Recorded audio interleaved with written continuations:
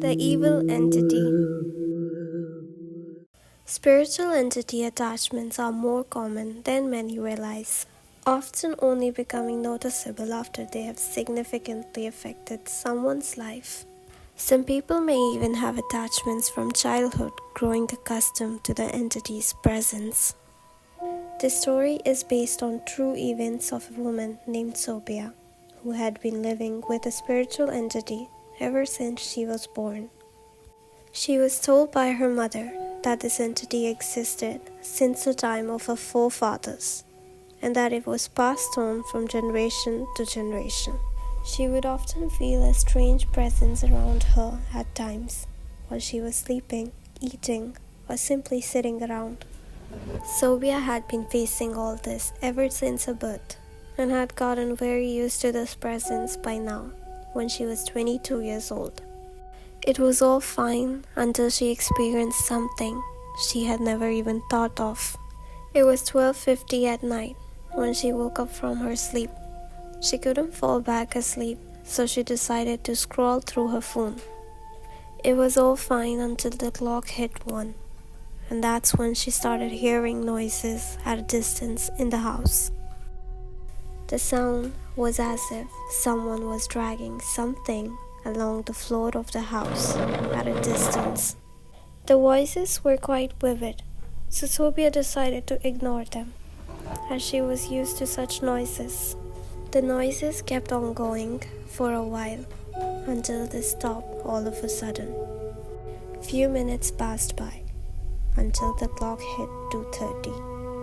That was when she started hearing a child's cry. It was low at first, but slowly it started getting louder and louder. She tried ignoring it too by fixing her eyes at her phone.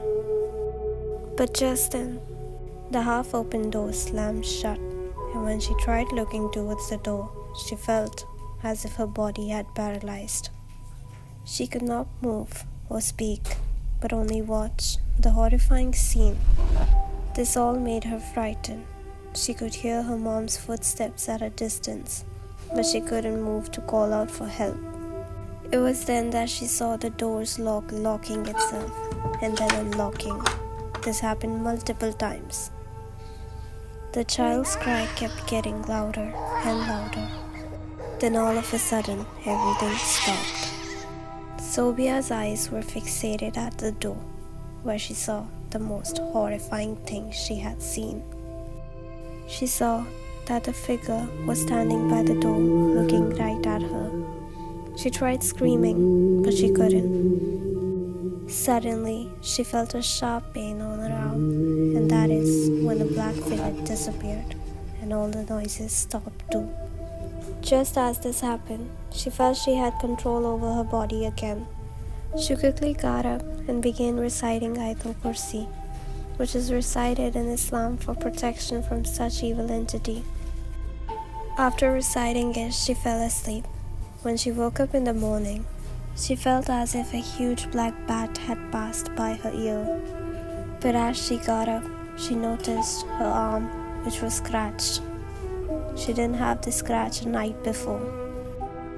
This is the real picture of the scratch, which was provided to us by Sophia herself.